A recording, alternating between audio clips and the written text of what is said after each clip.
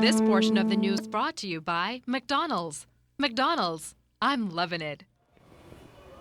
After a major upset by Family Island Schools last year and a disappointing defeat, the C.R. Walker Knights came to this year's Junior Junkanoo Parade with intentions to return the trophy to the capital. And after putting on a stellar performance, the determined group of Junkanooers claimed Junkanoo glory, capturing the top prize in the senior division. LaDon Davis tells us tonight that the leader of the returning champions are excited for their win and can't wait till next year. Last year, we lost. The school, the administration, and the team, me and Mr. Dames, we said, look, yeah, we're going to take this, go all out. And the kids actually push us. And the kids actually, as I said, who really push it to the level we are carried to. With the heart of champions and fierce competition on their minds, the C.R. Walker Knights came to this year's Junior Junkanoo Parade with more than enough energy and determination to claim what they say was rightfully theirs. Junior Junkanoo coordinator Arthur Thompson Jr. says even though it was a fight to the finish, the sweet victory was worth it all. But we have got C.R. Walker work together. We work together timeless times and late nights. That's to put us off, and the kids is there also. So, it's good. It's good. It's a good feeling to have it back. And I congratulate all the schools that came and supported and came out to rush us in this last parade. And I'm sorry for Spanish Wells. I come back to take my thanks, but you don't talk this thing. You do this thing on the field. You don't talk this. You got to bring it. Thompson says when they saw what the defending champions, the Spanish Wells All-Age School, had to offer this year, they had no choice but to step up their A game. Picked the number picking and drawing picking. We said that, the whole school was like, all we want is Spanish Wells in front of us.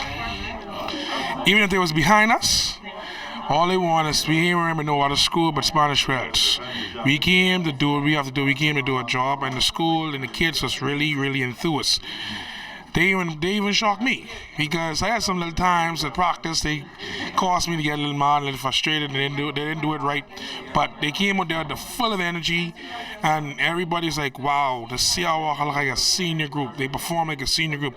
Now the Knights say the wheels are in motion to prepare for a 2 straight victory come next year. LaDon Davis, ZNS Network News.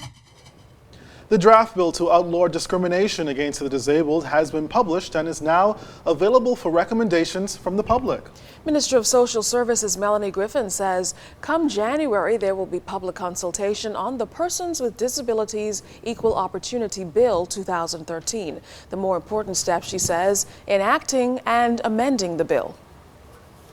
The proposed legislation is in keeping with this government's commitment made in the Charter for Governance. And I cannot emphasize enough how very important this legislation is to our future development. It seeks to make the Bahamas an inclusive society with equal access for all. I ask Bahamians everywhere to familiarize themselves with this proposed legislation and the changes it will bring to our country for the benefit of persons with disabilities. Well, President of the Disabled Persons Organization, William Lightburn, says the move brings the disabled community one step closer to equal rights, something that he says has been a long time coming. It will enable us to have full participation in society and to be able to take advantage of the opportunities that will become available to us. It is important for us to realize that even though we talk about our rights in the Constitution, but our rights as it will come about from this legislation, things that we will be able to respond to our specific needs, because our needs must be addressed at all levels in society.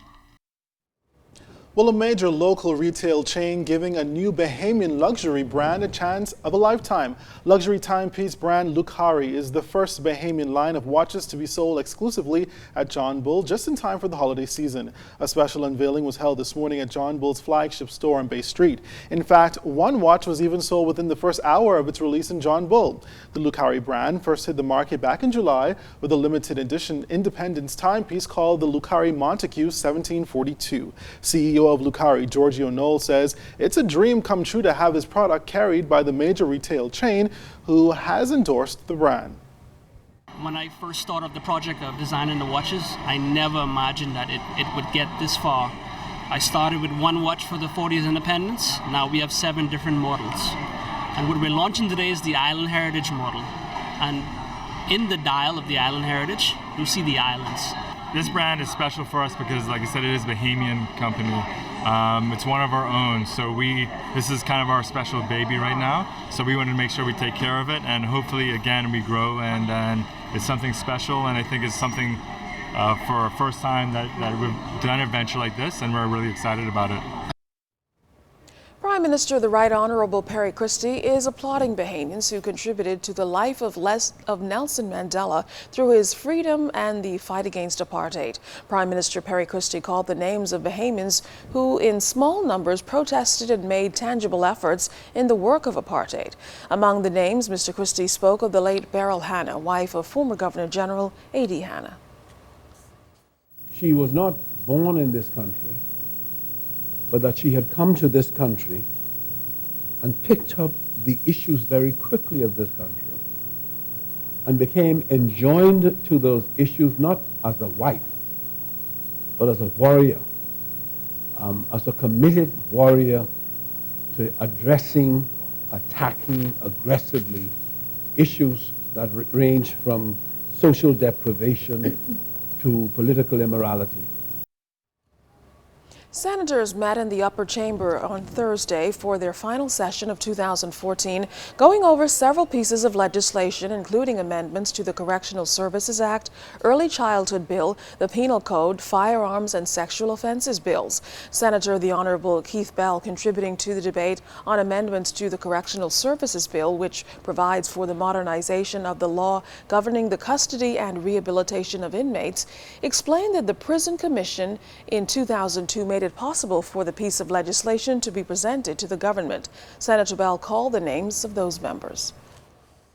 Namely, Dr. Alliston Rami, who acted as chairman, Dr. Ivor Dahl, Dr. Sandra Dane Patterson, Mr. Conrad Fernando, Reverend Agnes Glinton, Dr. Kendall Major, Mrs. Marissa Mason-Smith, Dr. Aveneth McPhee, Ms. Marva Mintz, Dr. Michael Neville, Mr. Stephen Placlaris, Assistant Superintendent Sean Smith, Ms. Ethegra Simonet, Dr. Patricia Simonet, and Dr. Michael Tu.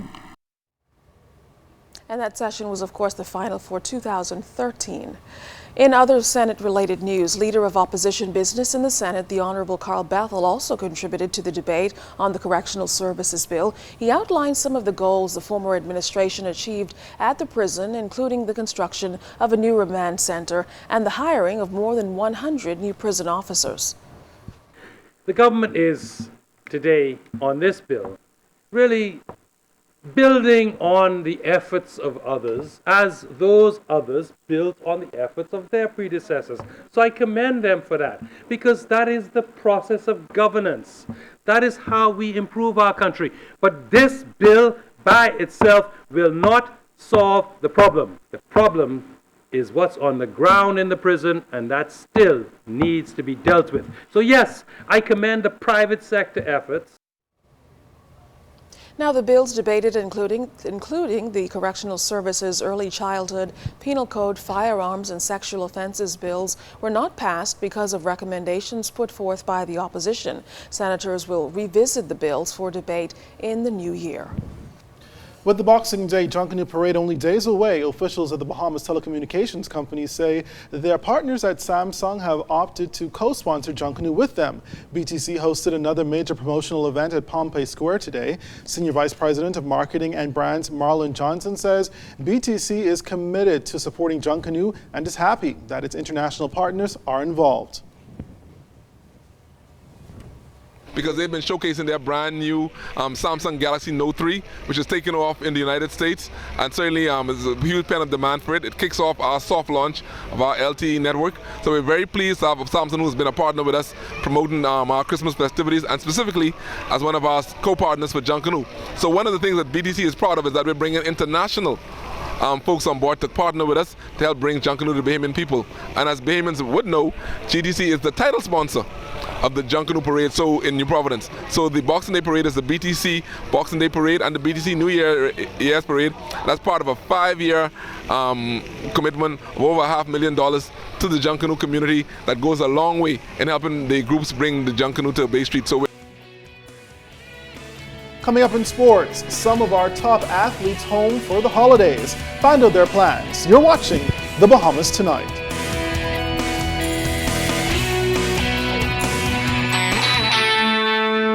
This portion of the news was brought to you by McDonald's.